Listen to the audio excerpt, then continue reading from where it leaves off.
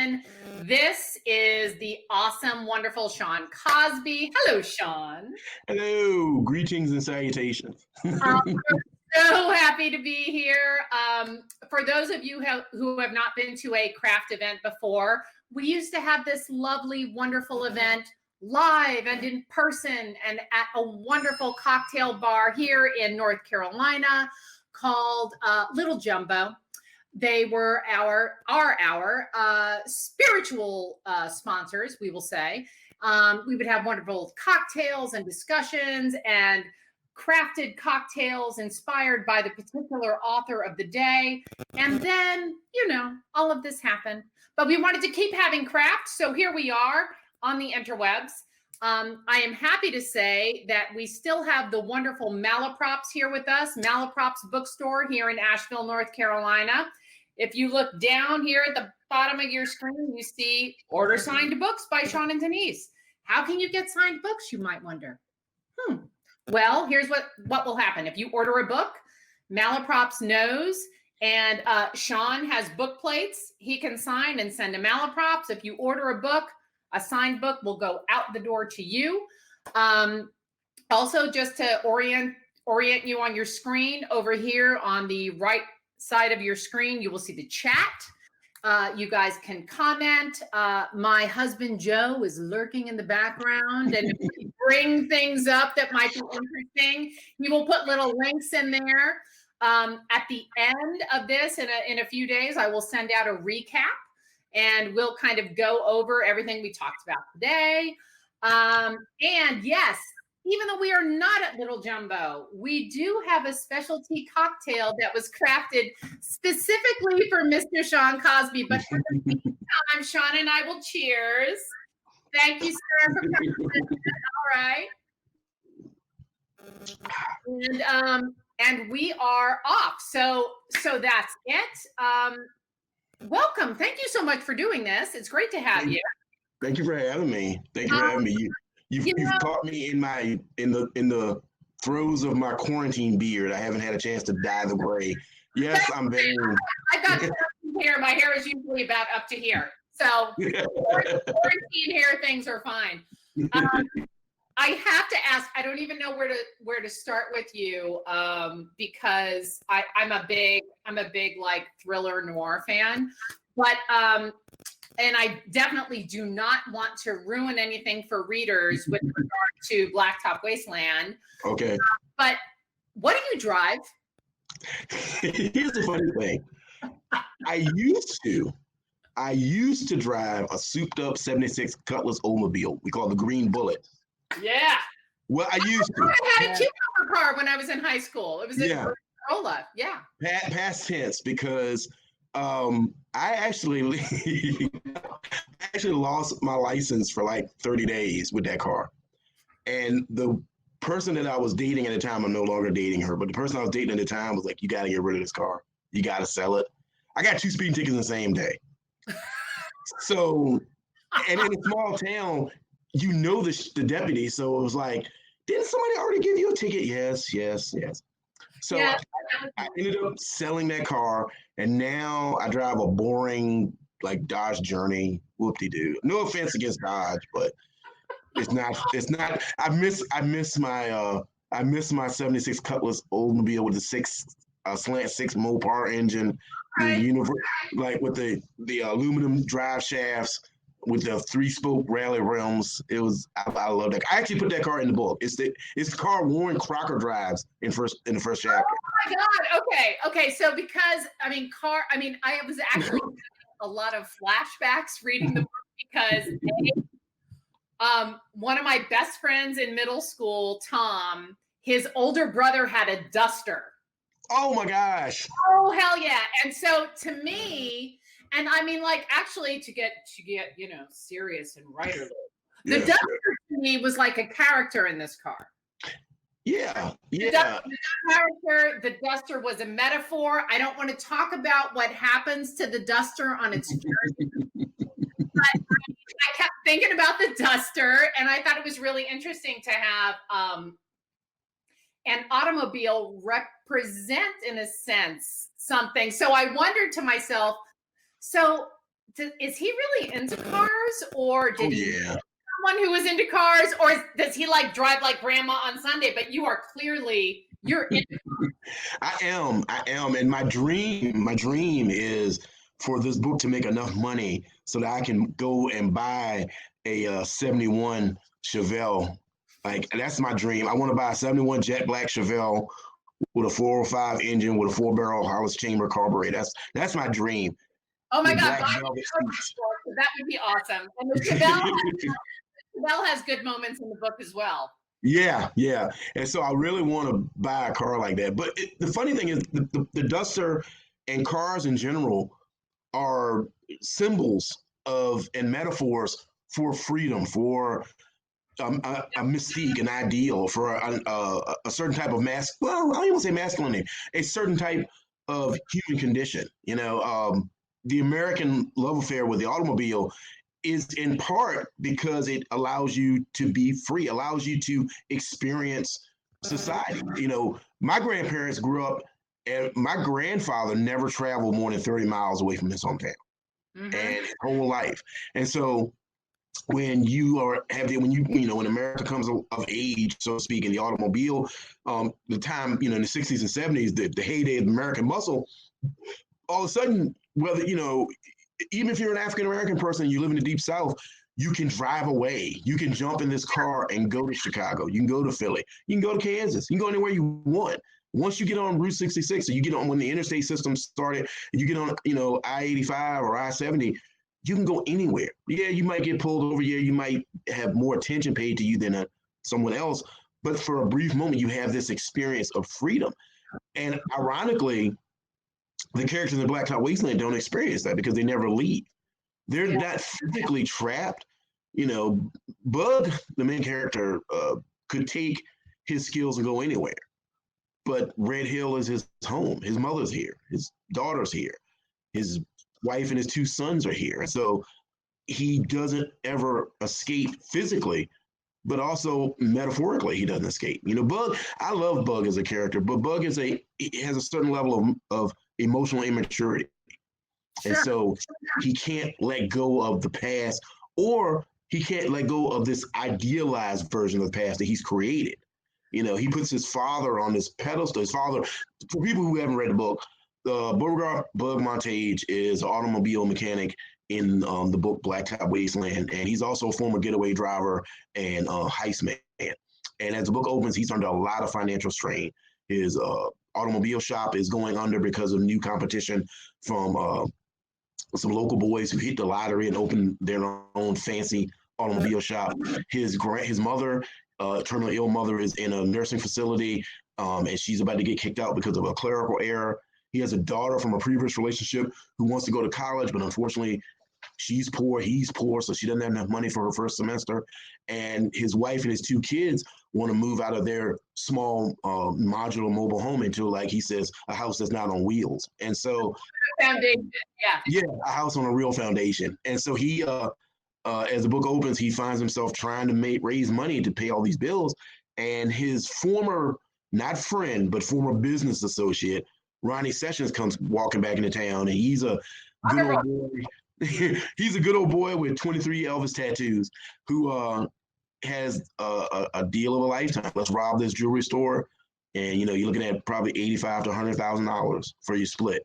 And so, against his better judgment, he takes the job. And of course, as is the tradition in a thriller like this, things go awry, and Bug soon finds himself fighting not just for his life, but for everybody he cares about. And so, one of my favorite, this is actually one of my kind of favorite premises, one last job, it reminds me of, Usual Suspects, right? The Gabriel character is trying so hard to go straight, and they're like, no, you got to do this. And even The Godfather, although he was set financially, just when I thought I was out, they pull me back in. All of these sorts of things. And so much of this book, to me, felt like legacy. My family, what I thought of my flawed father, the life I tried to get away from, but at the same time feels so familiar and comfortable to me. And this is a book about Black rural America, but at the same time, all of the issues are so universal and so incredibly relatable. And that is one of the things that I think makes this such a powerful book. It's about trying to get your kids through college, trying to get your mom taken care of in an assisted living facility. Your kid needs braces, your relationship is, this, that, and the other. And to me, that's like something everybody can relate to. Yeah. Yeah, I think for me, the book is a sum of all the things that I was influenced by growing up. My writing style is very much influenced by the stuff that I grew up reading and watching. And I'm a huge movie fan, and so yeah, me too. The book is I'm a huge fan of what's called rural B noir, which what I mean is movies like White Lightning with Burt Reynolds or Billionaire with Burt Reynolds, and so I grew up watching those movies. Me and my uncle, he recently passed, but my uncle and my grandfather and I would on Saturday nights sit on this big green couch.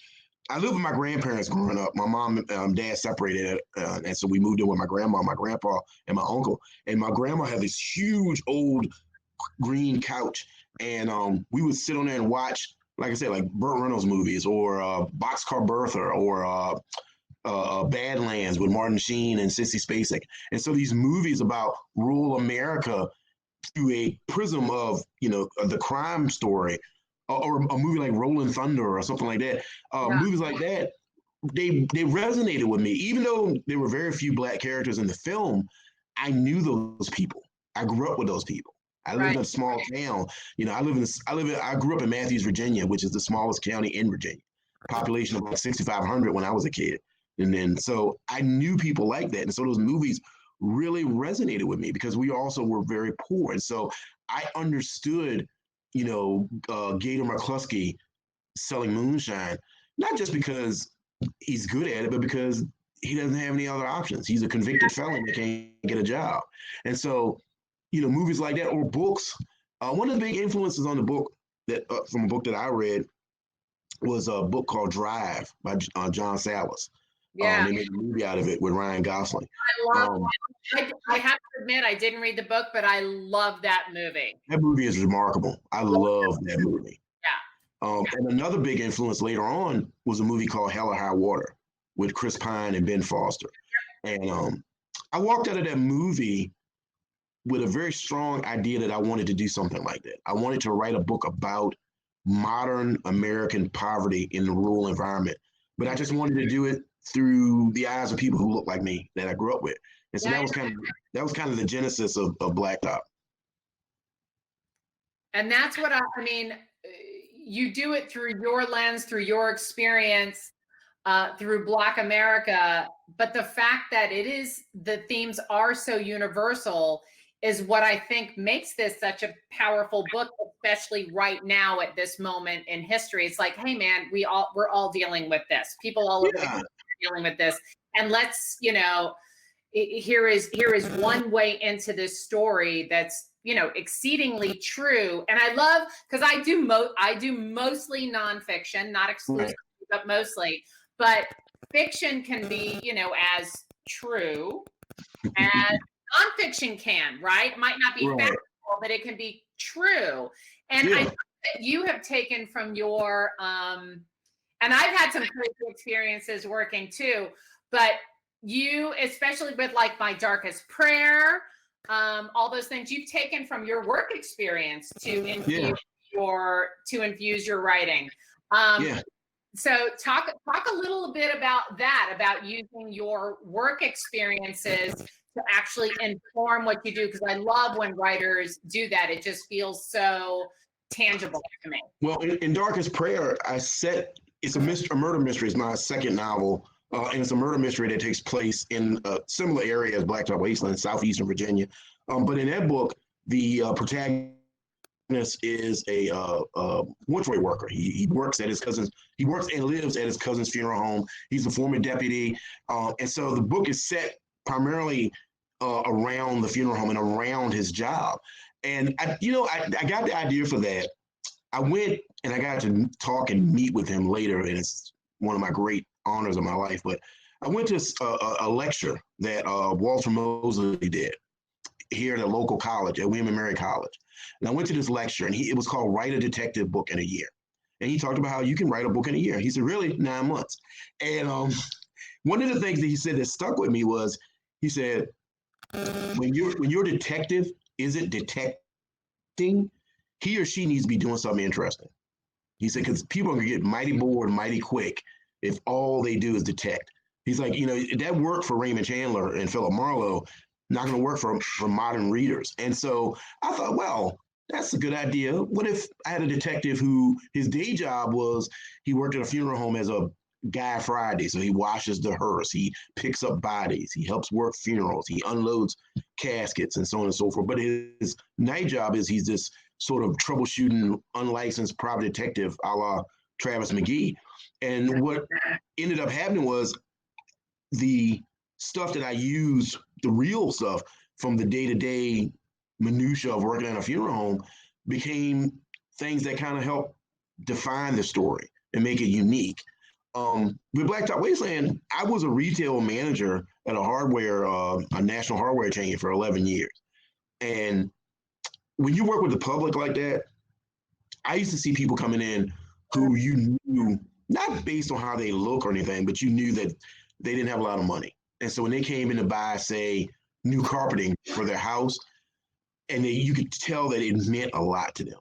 It really meant more to them than, say, somebody who can come in and buy, 5,000 square feet of hardwood flooring. And that interaction, those interactions really stuck with me, and I used them in the book because I grew up poor, so I know how important it is. When you grow up poor, things that you own, you take incredibly good care of them because you're not getting any more. And so, if you got a car, people always, not to get political, people trip me out when they get mad at a poor person for having a nice car or nice shoes. Yeah. It's like, no, you don't understand. I'm not getting another pair of shoes for 4 or 5 years. So I got to make bastards last. I'm not going to be able to afford, that car looks good because I can't afford to go to a mechanic. So I work on it myself. And so I wanted to take some of that aesthetic and that sensibility and put it in the book. Even though like there's 2 characters, Ronnie and Reggie Sessions, the Session brothers, and they're jerks, but they're also people that are like read that you know them. I've known them. Yeah. Ronnie and Reggie are charming in spite of themselves, but they are also guys that are living below the poverty line who are struggling to survive. They just go about it in a much more duplicitous way than, say, Bug does. But I knew guys like that, and I grew up with guys like that. And even though they're villains or secondary antagonists, they're human. They have dreams. They have hopes. They have fears. They, like Ronnie says, he don't want to be white trash anymore. He's tired of being poor. He's tired of being afraid of the phone ringing. And again, if you grew up poor, you're so afraid when the phone rings because Lord don't let it be waiting. Yeah. And so I tried to work all of that into the book. But again, it's also influenced by everything that like I said, books that I like. Like I love I'm a huge fan of Richard Stark, Donald Westlake writing as Richard Stark, the Parker novels. I'm just such a huge fan of Parker. I'm a huge fan of like early Dennis Lehane's work. Huge fan of. Dennis Lehane is one of my favorites, and he loved. I don't want to put words in your mouth, but to have Dennis Lehane love your book, come on, that was pretty awesome, right? Let me tell you. So years back, and I forget where he was being interviewed or what it was, but he said in Greek tragedies, people fall from great heights. In noir, they fall from the curb. Like they are already down, like he gets it, but any given day or I love Dennis Lehane. So I don't mean to interrupt, but like, No. But I was just going to say, the funny story is the day that email came through from the publisher that we had gotten a Dennis Lehane blurb, I was sitting at my desk and my phone buzzed and my editor says, oh my God, you got to see this. So she forwarded me the email and I'm like, holy shit. Like he's on the Mount Rushmore with Walter Mosley for me as far as the great American crime. It's Lehane, Leonard, Mosley, Chandler, and McDonald. John or Rob, or either one, or Ross. And so to get that email was like, what the hell? And then like an hour later, and I'm not bragging, but an hour later, Walter Mosley says that. These things come through, so like rarely brag. Go. So it was like, I don't believe this is real. Like I really don't believe this is happening. Like I can't say enough about either one of those gentlemen. The fact that they like the book is such an incredible dream come true for me. It's just amazing. I cannot articulate how that feels to go from picking up their books at the drugstore or renting them from the library as a young man to having them know my name and know who I am. It's just the fact that for the rest of no matter whatever happens the rest of my life, at some point Dennis Lehane said my name and liked my book. Or Walter Mosley said my name or liked my book. So yeah, that's you can't take that away from me. So it's like and the thing is, like, as a writer, I mean, you've loved this genre and thrillers and mysteries and all that since you were a little kid. I mean, like this since you were a little kid. Got all those writers and the way they've influenced you, and then someone you admire speaks out publicly to praise you.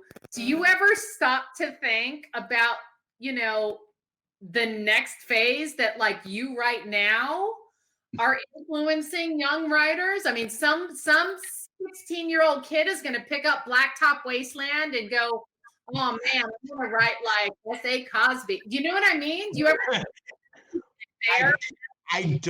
I'm not there yet because I don't, it sounds really, really silly, but I don't think of my writing on that level. And so I don't see myself influencing anybody yet. I mean, I'm very grateful that people like the book. I get a lot of really nice emails, some weird ones, but I get a lot of really nice emails. But I don't see myself on that level yet. I don't see myself as on that level with Mosley and Lehane and Leonard and Megan Abbott and David Joy or Karen Slaughter or Harlan Coben or Stephen Hunter or something like that. And so I don't see myself that way. However, I was very lucky to talk to a college class on Zoom the other day, Babson College, in Massachusetts. And it was their detective fiction class, and I got a chance to talk with the students. And I love that you're doing that. That's fantastic. Yeah, it was so much fun. It was great. And there was a young man in the class, and he was getting like it was his turn to ask a question, and he kind of wouldn't look at the camera. He was looking down and looking around, and he said, I think this book has made me realize what I want to do in my life. And it's like, how do you answer that? It's like, geez, man, I'm so happy for you, but I'm surprised, but I'm so happy. It's like, I'm so glad that you found your path, but it's just my little rinky-dink book. But hey, if that gives you inspiration, if that helps, by all means, man. But I do think that it's like the universal themes that you present. I mean, I love that, in a lot of the coverage of the book, they said this book is really perfect for this moment. It's really right for this moment in history. And all I was thinking was, well, this has been the moment for a really long time. So I told somebody that. I said that in an interview. I said, somebody said, do you feel like this book is the book for the moment? And I said, unfortunately, this moment has been going on for a long time. I wrote the book in 2016. Yes, exactly. So, you never know as a writer when you're writing. I mean, your book is relatable, real, true. It grabs you, and that would be true in 2020. It would have been true in, The funny thing is, it's like, go back to those kids for a second. They're so hungry for knowledge, and they really want the secret. What's the secret? And I don't have a secret. Got it. I mean, it's just I'm very lazy. I hate doing research. I am not a pantser or a plotter. I'm kind of in between. Okay, I rewrite that question off. That was later. Yeah, so I rewrite stuff minimally. I don't do a bunch of rewrites. You know, I feel like sometimes I'm not working hard enough. Like you read a book by Donna Tartt, you read The Secret History, and it took her 10 years to write it, and it's just amazing. It's just an incredible, every sentence, every word is put in place like a brick in a house.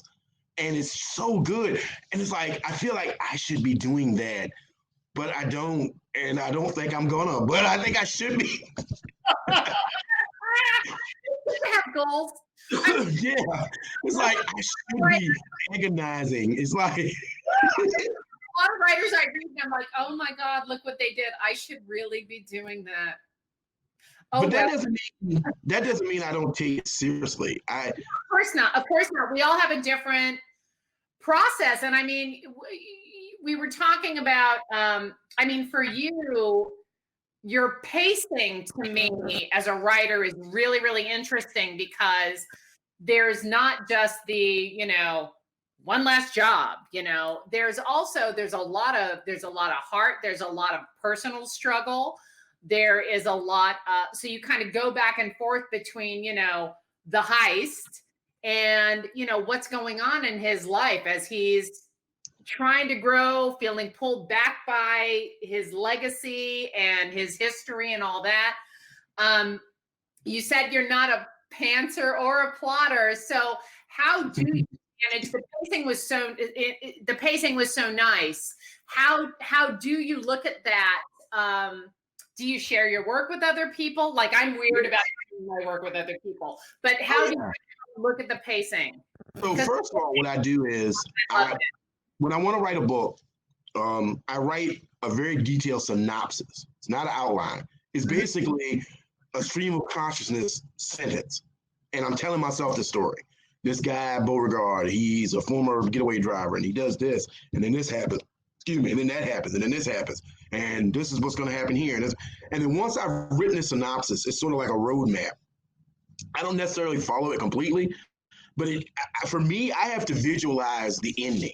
Ed McBain said one time that every great book has a really good last line.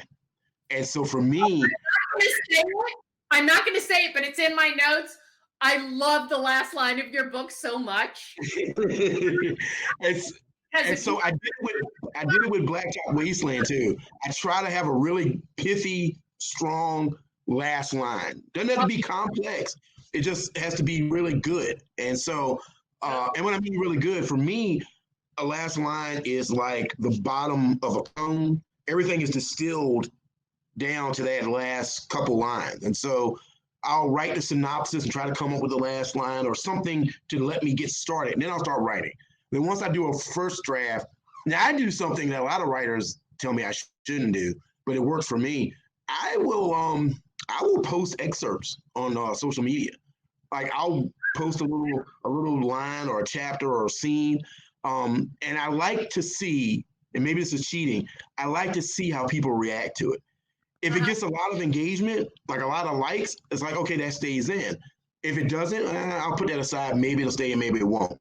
But if people are really like, oh man, you're saying. Right. And then once I finish the first draft, I have like 3 or 4 really good friends that are also writers. Yeah, I let them look at it. So like one of them is Eric Pruitt, who's a great writer and filmmaker and small business owner from North Carolina.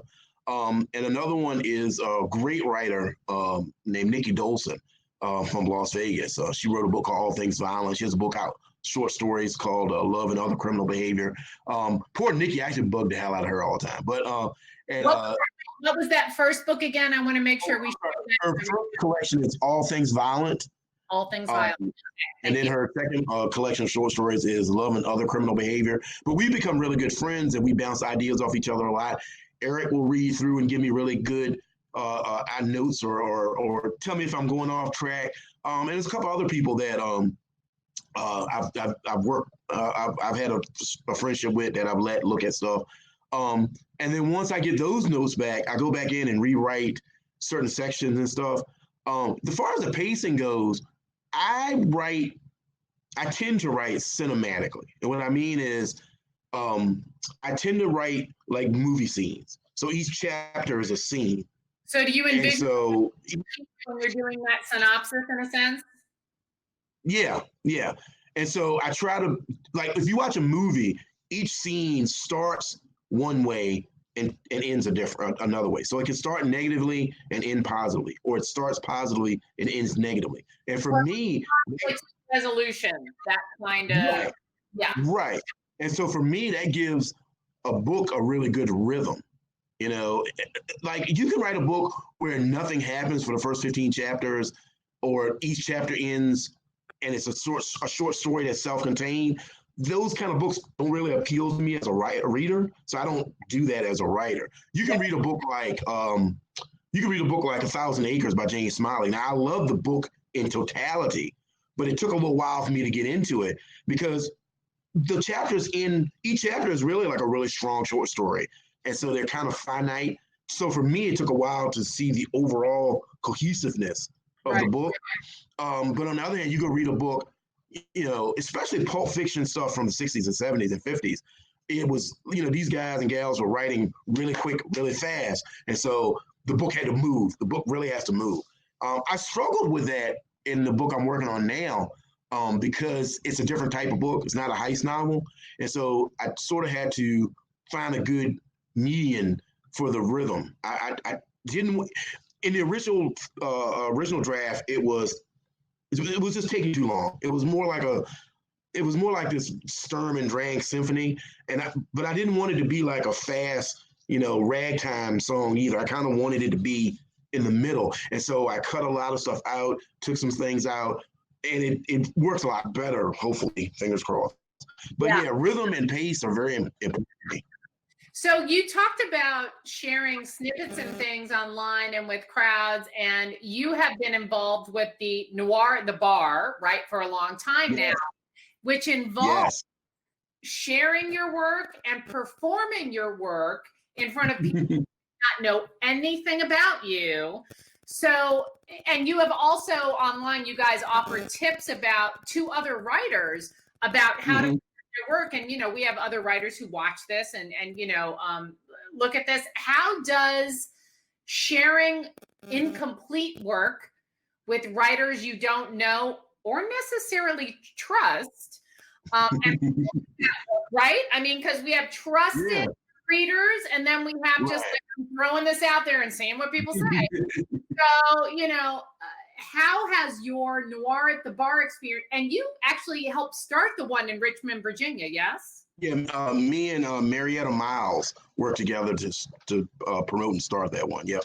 Wonderful. So, I mean, how has your Noir, and just tell a little bit about like what Noir at the Bar is, but how has that informed you as a writer, especially when you're revising your work? Okay, so first of all, Noir at the Bar is a live crime fiction reading event. Used to be held in the before times at a bar. And what we would do is we set up in either a back room or in the front of a bar. You'd have 7 or 8 crime fiction writers, because, a crime fiction is, a lot of times tied to bars and alcohol and whether it's moonshine or good bourbon. A lot of times alcohol plays a big part of a crime story.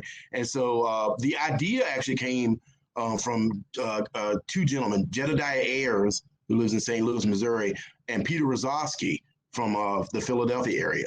And they started them in their respective areas. And the idea is just kind of we're doing them all over the country, everywhere. And so a lot of them have moved online now, which it still works. But for me, I really enjoy the public.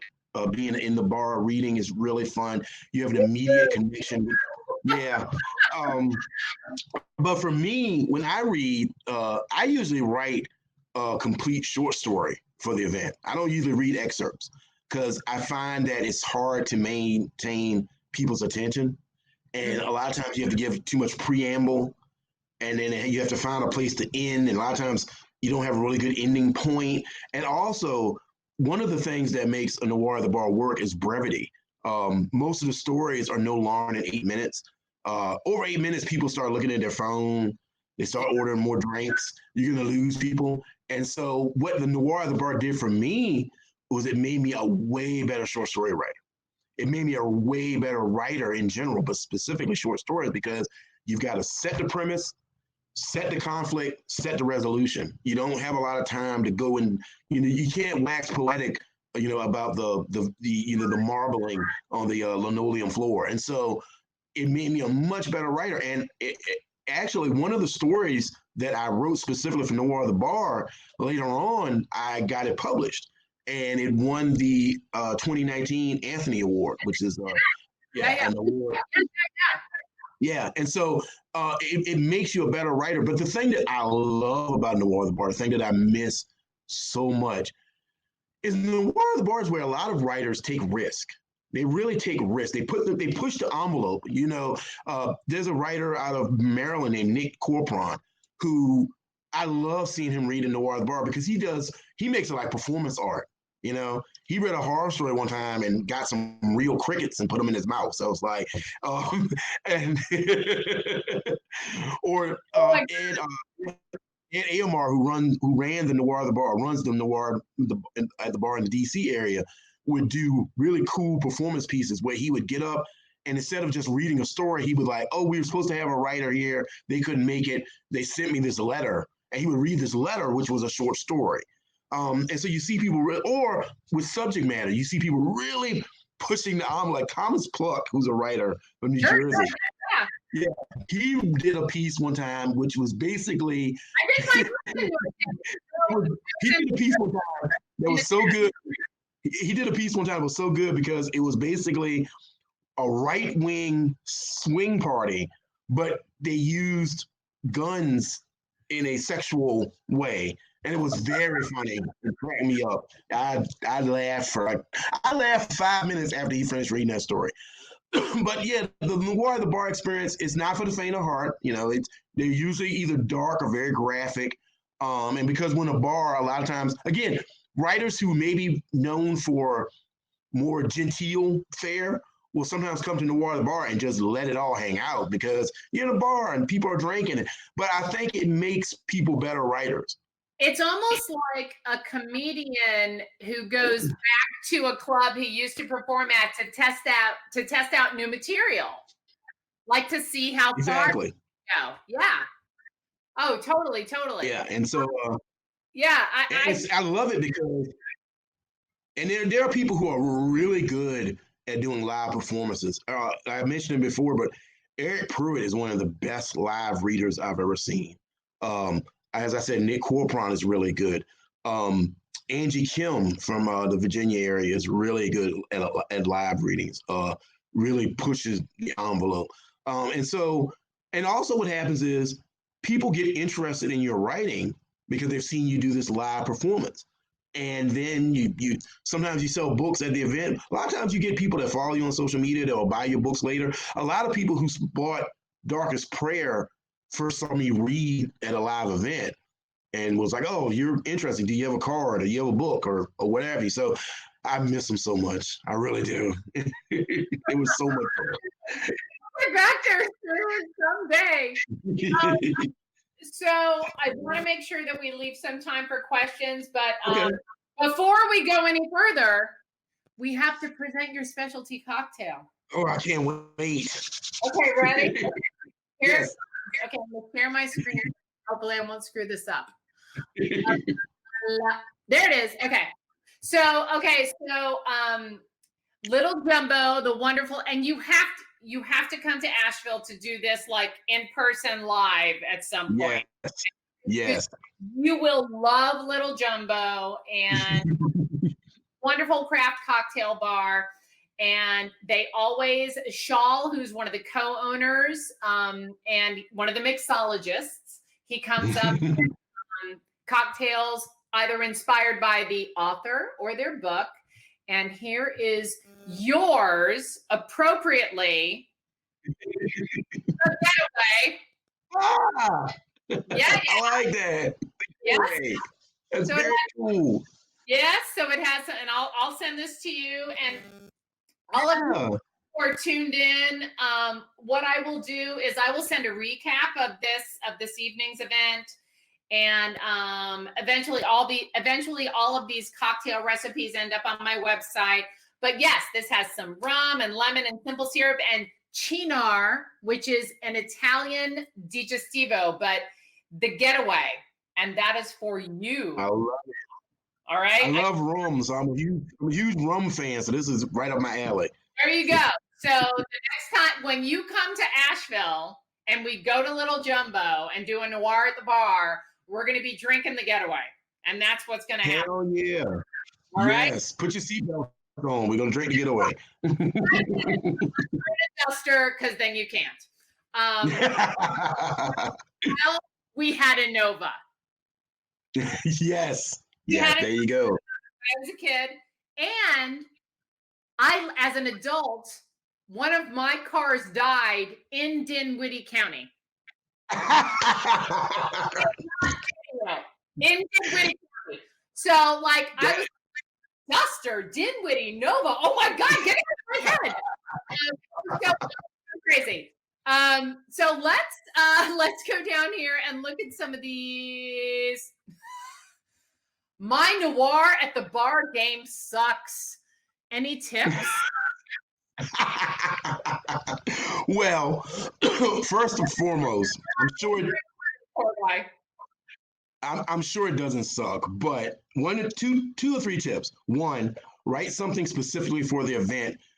Two, keep it under 2,000 words. Keep it short and sweet. Three, practice reading it before you read it the night of the noir at the bar. I can't tell how many people will tell me at the event, like, oh, I've never read this before. And if you practice, you can add little flourishes. I like to do voices. I'll change voices and stuff, So if I'm reading, I did a noir at the bar piece called Doubt Now the Stars Are Fire. So the title is from a Shakespeare sonnet, but it's a very dark, gritty, nasty little story about an ex-con who goes to meet his ex-girlfriend and his former best friend who are now an item, and violence ensues. But I gave each character a distinct voice. So the narrator has this. I gave everybody a distinct voice. So if you read, you can give your characters voices. So like the narrator has this really deep, gritty voice like that, and then the best friend, he got kind of a tight, light voice like that. So you add the different voice. Yeah. So read your piece before the event. That'll help.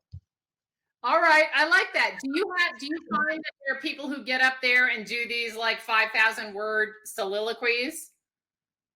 Let me tell you, I was one of those people the first time I did an event because I didn't know the parameters, and I read like this 7,000 word story. However, people really liked it, but that's not fair to the other readers, and so that really made that I felt so bad that I started writing pieces specifically in that 1,000 to 2,000 word sweet spot. Yeah. And so I try to get really good at doing them. But I love those events. They're so much fun. That's great. So people who have not, for writers who haven't done this before or maybe haven't had something published, they shouldn't feel like, how would they find a noir at the bar near them? Usually you can go on Facebook and go to your local writing groups. A lot of times they're advertised on all social media hubs. What happens is a lot of times writers in the area will reach out to people they know, or they'll put out a call. They'll put it on their Facebook page. Anybody interested in reading at a noir at the bar? What ends up happening a lot, you see a lot of the same people, because some people like it, some people don't. And so some people don't like reading in public. And I've seen people who've tried it that I can tell when somebody's going to do it again and when they're not. You can tell when somebody's like, oh man, I'm really jonesing on this is really cool. And somebody who's terrified and they're never going to do that again. And I've very rarely been wrong about that. But here's the one thing I love about Noir the Bar. I was going to say, one thing I love about Noir the Bar before we move on, you never know what's going to happen. I have seen and heard some crazy shit on at a noir bar. There was a writer one time who read this really long, weird story that started out as a regular story and ended as some kind of existential Albert Camus like treatise. And everybody went from like, oh yeah, this is cool, to like, what is happening? What is going? Where are we? What is going? And nobody could get him to stop. And so it was like he just kept going on and on. And finally, the host like cut the person's mic. But but that's the fun event. You never know what you're going to get. What is happening now? Am I drunk enough for this? Yeah. So, but the interesting thing though is a lot of writers, whether or not they are writing thrillers or noir or mysteries, if you have written a book and you have to go promote it, you have to speak about it. So yeah.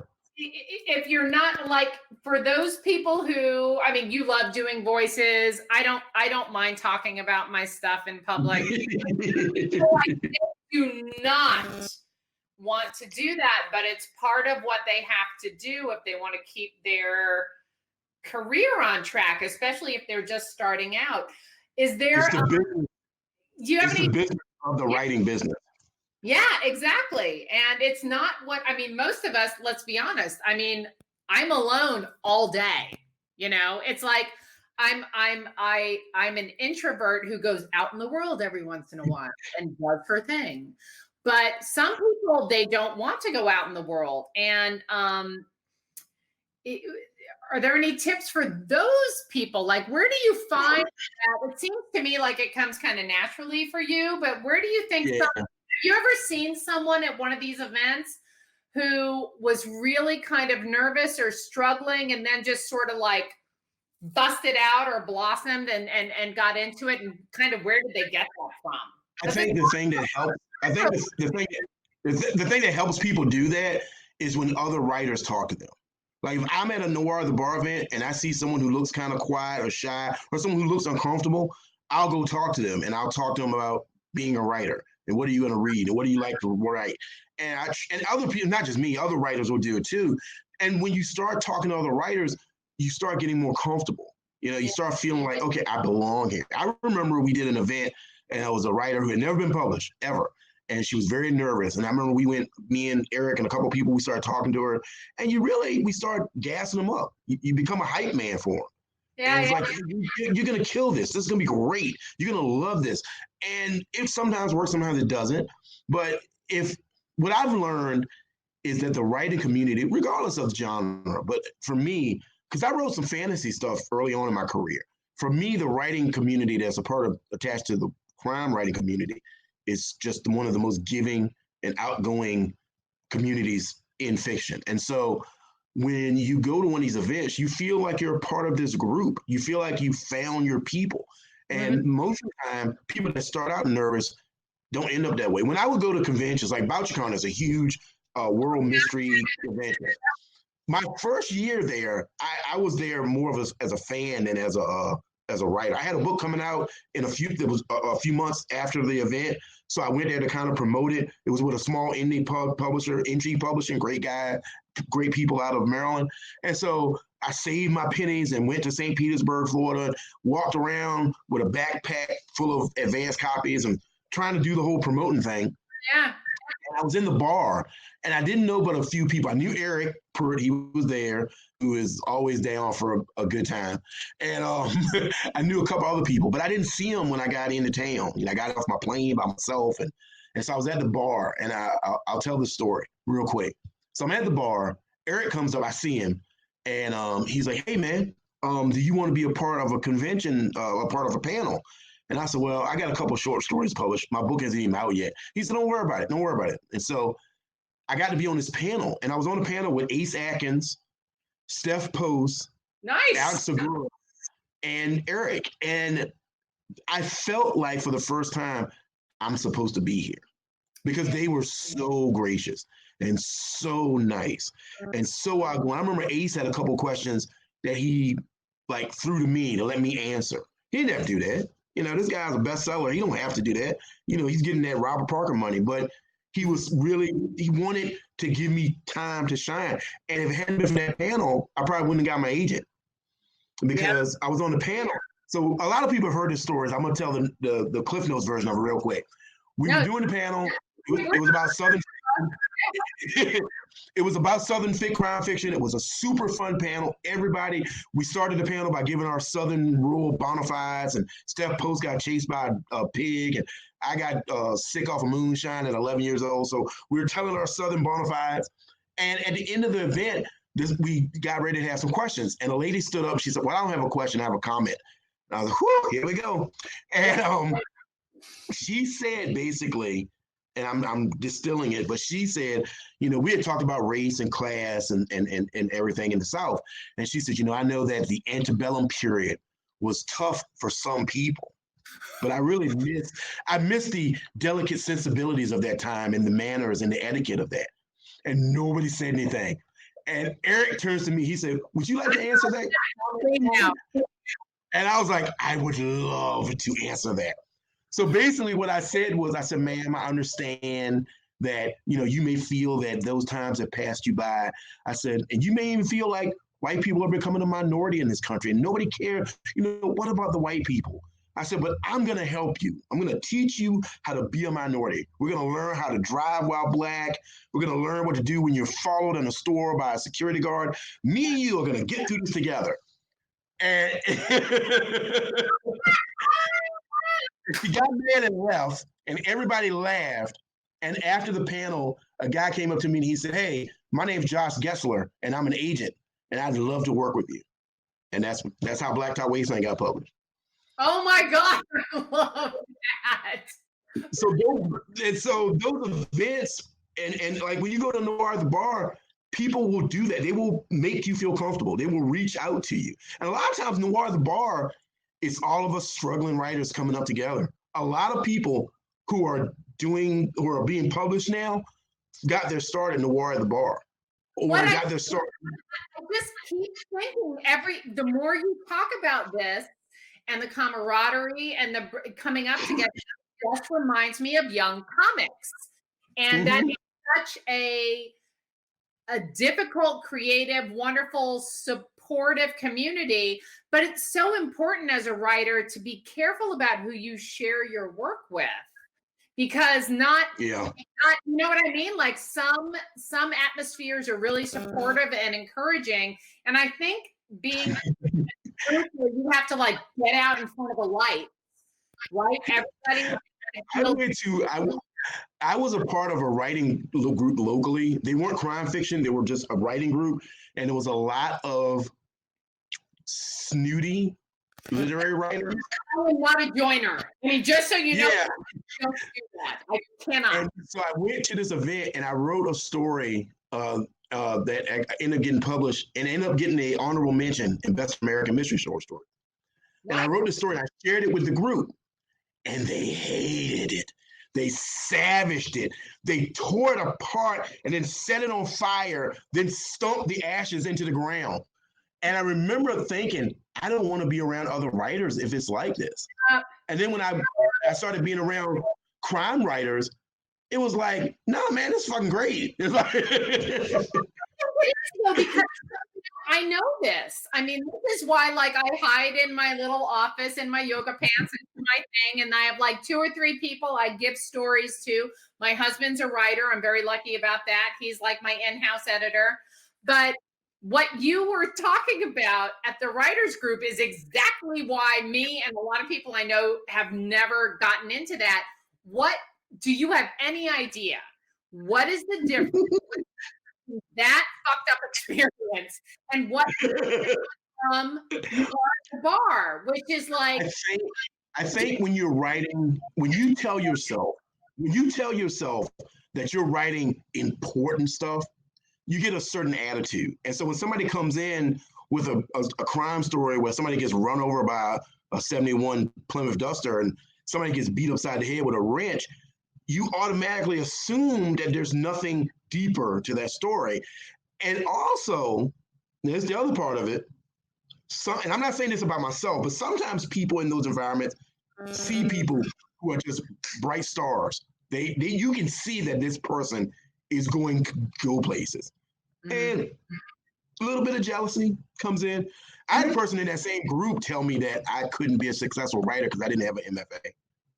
And they said that with a straight face. They're like, and I swear to God, there's a part of me that wants to send them a copy of this book, but I'm not going to do it. But what I do, I have a list. I don't share the list, but it's a quiet little list in my head of people I would send things to and show things to. I just keep the little list, but I don't do anything with it because, like you, shouldn't do it. But what's interesting about what you were saying is last week I was talking to Susan Phillips, who is like a multiple #1 New York Times bestselling romance novelist. Amazing woman, super prolific, so generous, always helping younger writers, always like the charities and students and all that. And she said about writing groups, she said, be very careful because they will judge your genre before they judge your writing. So do you feel like, yeah, in some of this, it's just like, oh, thriller and noir. Yeah, they don't take it seriously a lot of times. I'll tell you what, though, for me, I have never enjoyed writing as much as when I go to a convention of crime writer. Last year, of course, nobody knew COVID was coming, but last year I was in BouchCon. And even before I won the award, every night we were in the bar talking, writing, laughing, sharing stories, talking about stuff that doesn't work, talking about books that you read. There are books that you read as a writer, whether you're crime fiction or any genre, that you read books and it's so good you're angry. You're like, it's so goddamn good. What the hell am I doing with my life? Yes. And so you get to talk about that. You get to talk about projects that you're working on. You get to hear about projects that are like blowing your mind. Like I was at BouchCon last year and I got to talk to Jordan Harper, who wrote a great book called She Rides Shotgun, an incredible crime novel. It is, in my opinion, it's one of the best crime novels of the last 10 years. It's incredible. And he's also a screenwriter. He wrote for Justified. He wrote for Gotham. He's writing. Yeah. And so I remember sitting there last year and talking to him, and he was talking about this book that he was working on called The Last King of California. And he was saying how it wasn't going well. And, but the premise to me was incredible. I was like, oh man, this signed me up. And what happened was over the course of the last year, I got to watch him on social media, talk about the book. He walked away from it at one point. He scrapped a whole bunch of it. And then he came back. And just recently, he posted that he finished it. And for me, as a fellow writer and a reader, that's so gratifying that I was there in the bar talking to you last year about the genesis of this book. And everybody around him, when he was talking about, it's not really going well, was like, no, man, you got this. You got it. This sounds great.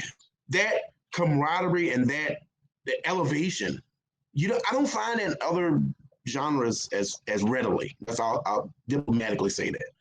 But I love it. That's sometimes that, even for, like I said, before I won the award, to be able to sit in a bar and share a drink and just talk with people that I either admired or I've been friends with on social media and I never met them in person, and just talk about writing. And there's a shorthand that exists that you don't have to explain. So I get it. I love it. I agree.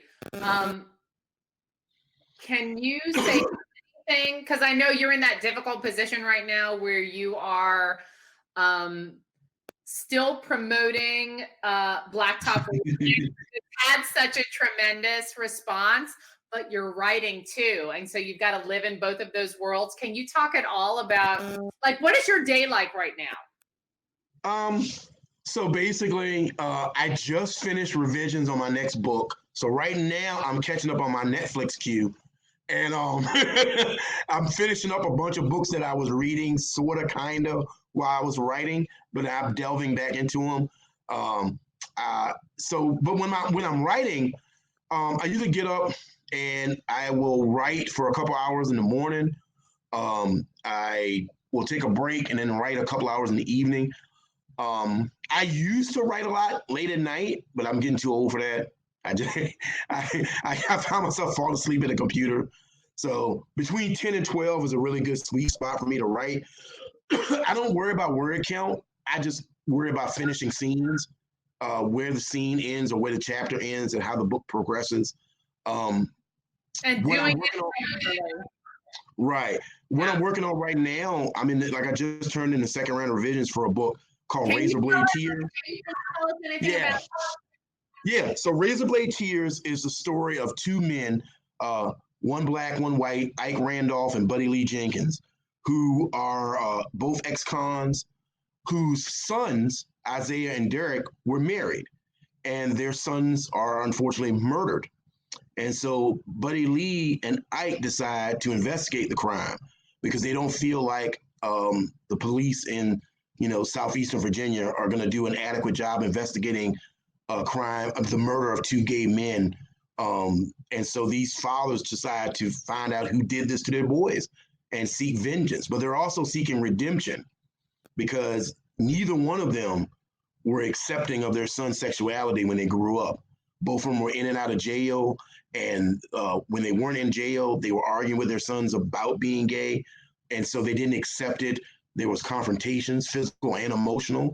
And so now that their sons have been murdered, they see it as their only chance to gain some sense, some semblance of redemption. And so they go on a path of vengeance to find out who killed their boys. And in doing so, hopefully find out that they're better. They become hopefully better men. And so it's set in the same general area as Blacktop Wasteland. It's not as fast paced as Blacktop Wasteland because it's not a heist novel. But I think I hope it gives people a window into the mindset of someone who isn't beyond all hope. And I think a lot of times when you see individuals who are closed-minded, we have a tendency to write those people off. And hopefully Razor Blade Tears will show people that it shouldn't take the death of your son to make you change, but change is possible. Hopefully. It's again, also not actually change is possible, and I'm not going to say anything else about how that relates to the end of Blacktop Wasteland. But so Razor Blade Tears. Yeah. And I just found out that apparently there's some cover art on like Goodreads that I didn't know about. So, hey, whatever. But I literally just finished the book. So when it comes out, yeah, go ahead. It's one of those books I worked on where I felt like I was pushing myself in a good way. I wanted to push myself. It's very different from Blacktop. Everybody can get behind, this badass, getaway driver. This deals with some more deeper personal things. And I was inspired to write it for a relative who came out at the age of 40, and it was not pleasant.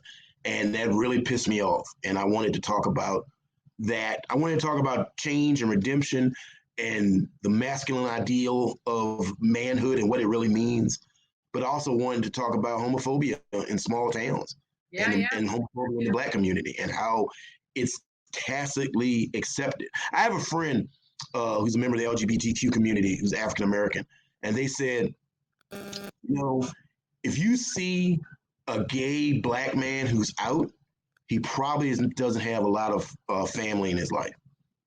And that's a sad commentary on that situation. And so it made me want to tackle it. But because I'm not a member of the LGBTQ community, I didn't want to write from that point of view. I wanted to write from the point of view of two guys who aren't terrible guys, but they aren't great, but guys that have the capacity to change. Mm-hmm. But also are guys who are used to dealing and handling things with violence. And how does that translate, and hopefully it makes it for an interesting story. I'm in. Okay, so when is this coming out? Do we know? Hopefully, I think in the fall of next year. Okay. But that's not set in stone. So if anybody from Flatiron is listening, I didn't set us in stone. It's just what we might be, but hopefully it's going to be next year. But can I get you publicly to commit to talking to me again when your next book comes out, and hopefully in person. Absolutely. Absolutely. So much. Scout's honor. Yeah. So much. This has been awesome. Everybody, thank you for participating and listening and questions. And I will send out a recap of this awesome conversation with some information about some of the writers we discussed, some of the books we discussed, how to get involved at Noir in the Bar in your community. You can rewatch this whenever you want, either here or on my YouTube channel. And thank you, Shawn. Thank you so much. I really, really, really look forward to meeting you in person one day. This was a great. Oh, yay! It's gonna happen. Thank you so much. Have a great week, life. We'll see each other in person soon. I know it. Yes, ma'am. Thank you so much. Thank you. You guys have a great night. Take care. Bye. Bye, everybody. Bye-bye.